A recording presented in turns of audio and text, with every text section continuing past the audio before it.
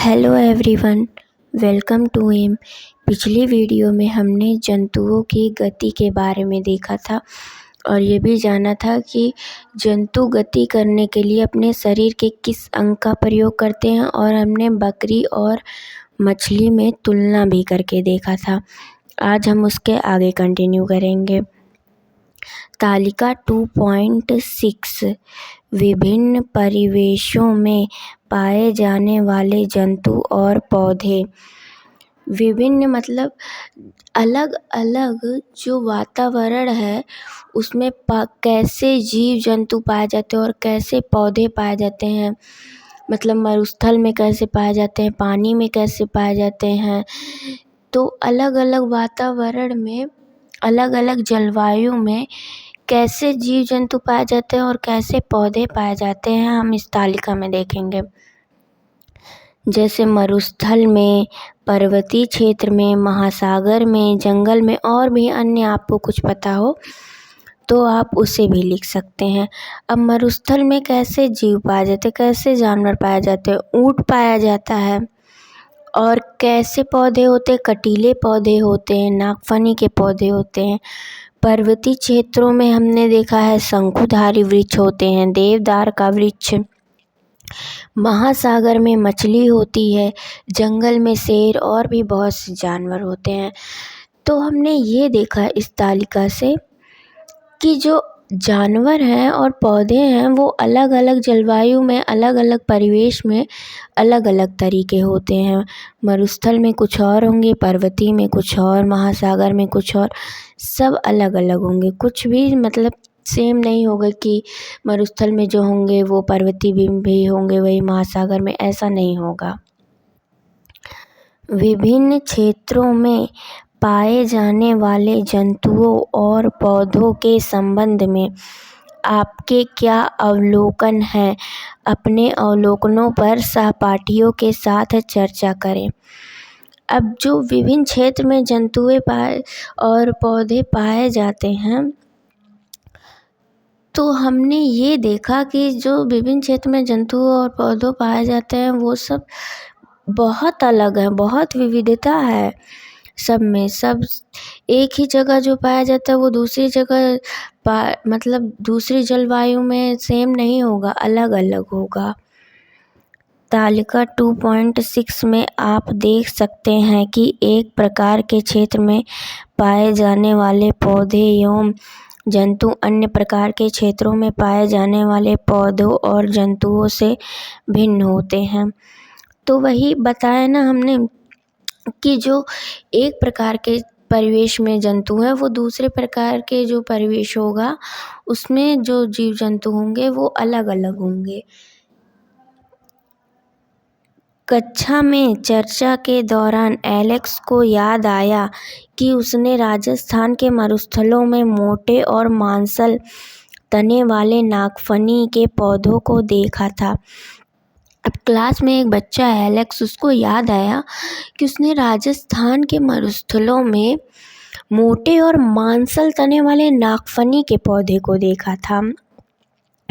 अब वहाँ मरुस्थल है, वहाँ पानी की कमी है, तो वहाँ पर देखिए मरुस्थल में मोटे और मांसल तने युक्त नागफनी के पौधे।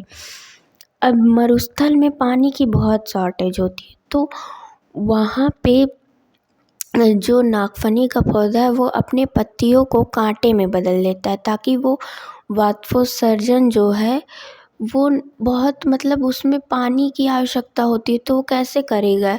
और जब वो कांटों में बदल लेता है अपनी पत्तियों को तो वाष्पोत्सर्जन करने में उतना पानी नहीं लगता है, आसानी होती है। और जो वो अपने जो पानी होता है वो अपने तने में स्टोर कर लेता है और उसकी जड़ें बहुत गहराई तक होती हैं जिससे उसे पानी मिलता रहता है।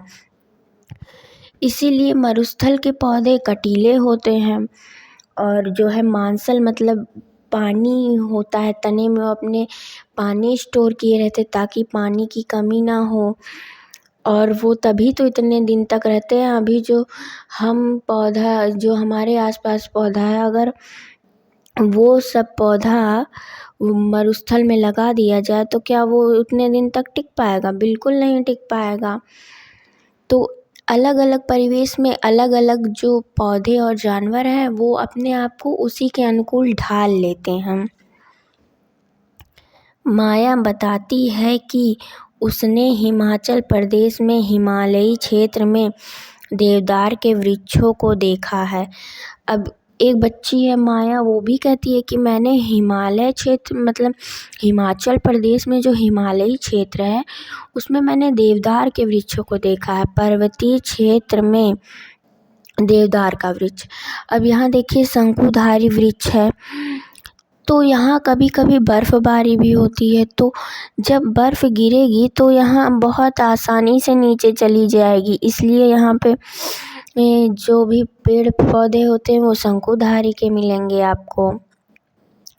साथ ही उसने यह भी बताया कि ये वृक्ष शंक्वाकार होते हैं और इनकी शाखाएं लचीली और झुकी हुई होती है, और इनकी शाखाएं भी झुकी हुई होती है ताकि बर्फ़ जो है वो आसानी से नीचे गिर सके। अगर उनकी शाखाएं बिल्कुल तने हो मतलब एकदम कठोर हो के लचीली ना रहे तो बर्फ़ गिरेगा तो शाखाएं तुरंत टूट जाएंगी। यहाँ यह ध्यान देना आवश्यक है कि अलग अलग क्षेत्रों में पाए जाने वाले ये दोनों प्रकार के पौधे एक दूसरे से भिन्न होते हैं। अब देखिए यहाँ भी अलग परिवेश था, मरुस्थल था, ये जो है पर्वतीय क्षेत्र था, तो दोनों में कितनी भिन्नता दिखी हमको। मरुस्थल में कटीले पौधे हैं और पर्वतीय क्षेत्र में शंक्वाकार वृक्ष हैं। ऐसा क्यों है? क्योंकि मरुस्थल में पानी की कमी है तो उसने अपने पत्तियों को कांटों में बदल लिया, और वहाँ पे बर्फ़ गिरता है इसलिए वो शंक्वाकार होते हैं। तो पेड़ पौधे जानवर अपने आप को वातावरण के अनुकूल ढाल लेते हैं। आइए पता लगाते हैं कि ऐसा क्यों है। एक क्षेत्र की जैव विविधता अन्य क्षेत्रों की जैव विविधता से अलग क्यों होती है? अब ऐसा क्यों होता है आगे देखते हैं। मरुस्थलीय क्षेत्रों में बहुत कम जल उपलब्ध रहता है। शुष्क मरुस्थल दिन में अत्यधिक गर्म। अब जो मरुस्थलीय क्षेत्र है वहाँ पे जल की बहुत कमी रहती है, और मरुस्थल में जो दिन के समय इतना गर्म रहता है, रेत रहता है, तो वो बहुत जल्दी गर्म हो जाता है बिल्कुल, और रात्रि में अत्यधिक ठंडे हो जाते हैं, और रात जैसे होती है बिल्कुल ठंडा हो जाता है रेत। इसलिए आपको इन क्षेत्रों में ऐसे पौधे और जंतु मिलेंगे जो दिन के समय अत्यधिक गर्मी और रात्रि के समय अत्यधिक ठंडी वाली परिस्थितियों में रह सकते हैं। इसलिए वहाँ पे जो पेड़ पौधे जो जानवर होंगे वो जो उस जलवायु को सहन कर सकते हैं, जो अत्यधिक गर्मी और अत्यधिक ठंड को सहन कर सकते हैं वही होंगे, जो नहीं सहन कर सकते वो नहीं होंगे। मरुस्थल में पाए जाने वाले पौधों के मांसल तने जल को संग्रहित कर सकते हैं और उन स्थानों की गर्म परिस्थितियों को सहन करने में पौधों की सहायता करते हैं।